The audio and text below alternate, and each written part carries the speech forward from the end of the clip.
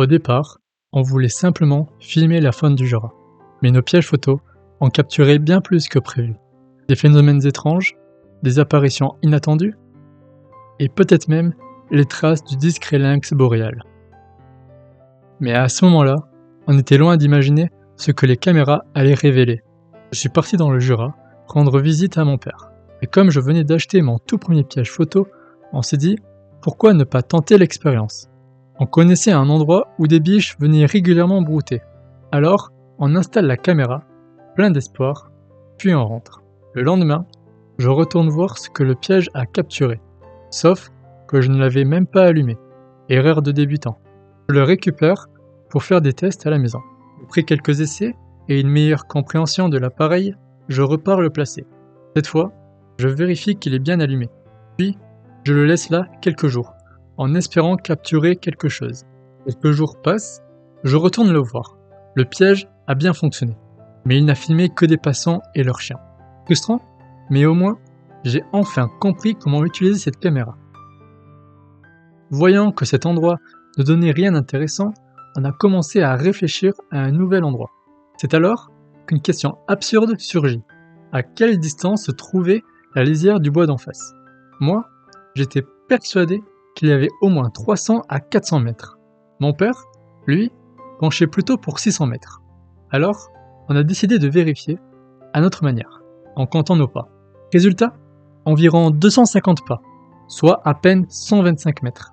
Une fois sur place, dans la neige, des empreintes de biches. On a commencé à les suivre, simplement par curiosité. Puis, au milieu de ces traces familières, d'autres empreintes apparaissent. On s'est mis à faire des hypothèses sur l'animal qui aurait pu faire ces empreintes.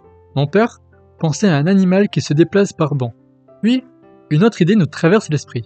Et si c'était un lynx? Alors on suit la piste, 50 mètres, puis 100.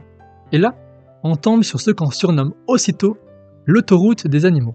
Des empreintes dans tous les sens. Un lieu manifestement fréquenté par de nombreuses espèces. Notre objectif était simple, comprendre quelle espèce fréquentait ce lieu.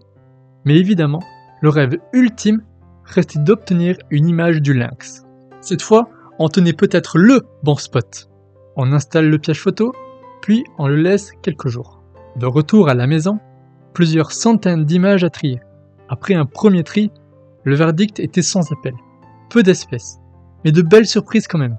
Un lièvre variable, un renard roux, un sanglier, un chevreuil et un petit oiseau non identifié. Puis, la neige a fondu. Les traces deviennent beaucoup plus difficiles à suivre. Mais une idée est restée dans nos têtes. Obtenir une image du lynx boréal. Alors, pour augmenter nos chances, j'achète 2 pièges photos supplémentaires. Et même sans lynx, la forêt continue de nous réserver des surprises.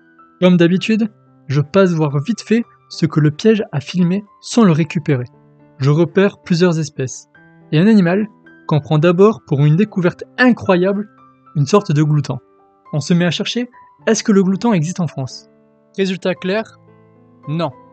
Mais je me souviens qu'une vidéo avait été enregistrée, et j'espère qu'elle permettrait de mieux identifier l'animal. Le lendemain, je récupère le piège, je mets tout sur l'ordinateur, et je regarde la vidéo en premier. Verdict? Un blaireau vu de dos. Le piège avait aussi capturé des espèces déjà connues, le renard roux et le lièvre variable, qui se croisent à une trentaine de minutes d'intervalle, ainsi que le chevreuil. Et une belle surprise, un pic et pêchette, signe que la forêt est saine, avec des vieux arbres. Et je replace ensuite le piège au même endroit. Pendant plusieurs jours, nos pièges photos fonctionnent.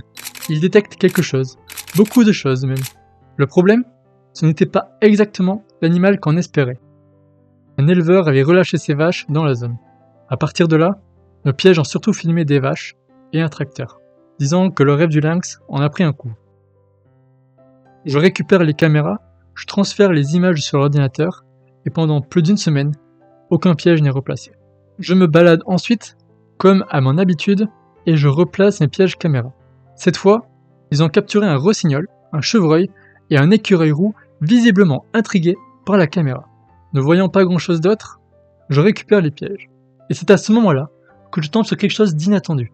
En me baladant dans le Jura, je découvre un lieu assez étrange. Autour de moi, des restes dispersés au sol. Je me dis, ici, il s'est passé quelque chose. Probablement le lieu où un prédateur est venu consommer sa proie. J'en profite pour installer mes pièges photos, histoire d'en savoir plus sur les charognards du coin. Une semaine plus tard, je suis revenu récupérer les pièges caméra. La carcasse avait disparu.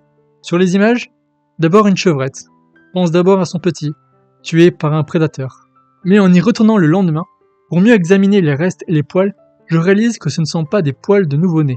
Aujourd'hui encore, je penche plutôt pour un chamois ou un autre cervidé. Puis le renard passe, repasse, repasse encore. Charognard et une carcasse à disposition? Forcément, il en profite. On installe ensuite un piège dans une forêt non loin de là, où mon père avait repéré la carcasse d'une proie tuée par des loups. Et là encore, du chevreuil, du renard roux, mais aussi un petit rongeur, probablement un campagnol. Un jet des chênes, un oiseau que je n'arrive pas à identifier avec certitude. Je soupçonne une merle femelle, et même un bourdon qui butine. Au final, le lynx reste encore un mystère, mais cette recherche nous aura appris quelque chose. Une forêt n'est jamais vide. Derrière chaque trace, chaque passage, chaque image capturée, il y a une histoire qu'on ne remarque pas forcément. Et peut-être qu'un jour, l'une de ces caméras réussira enfin à capturer celui qu'on cherche. Donc, au fond, la recherche du lynx n'était peut-être pas le plus important. Ce qui comptait, c'était de découvrir tout ce qui vivait autour de nous, sans même qu'on le remarque.